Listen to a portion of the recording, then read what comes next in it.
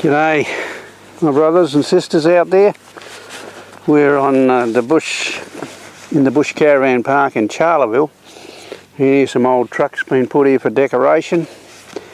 But I think Jesus says that in Matthew 6 somewhere, he says, don't store up yourself things that are going to rust and decay or moths are going to eat. Store up for yourself treasures in heaven. And that's what we're doing as we study in his word. Our meditation for today comes from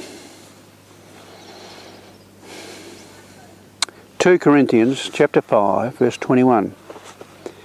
God made him who had no sin to be sin for us, so that in him we might become the righteousness of God. That's a strange thing, you know, that God would do that.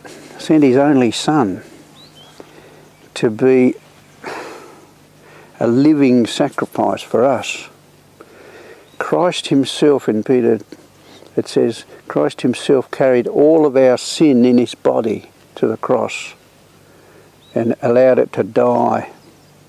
His blood poured out on the ground that we might be set free. It was just a principle of humanity that someone's blood had to be sacrificed for the sins of man, and Jesus became the Lamb of God who took away the sins of the world. And as we believe in him, as we trust in him, as we listen to him, we are cleansed, we're set free, and then he wants us to follow him and be his hands and his feet and his mouth and his eyes and his love on earth with our neighbour.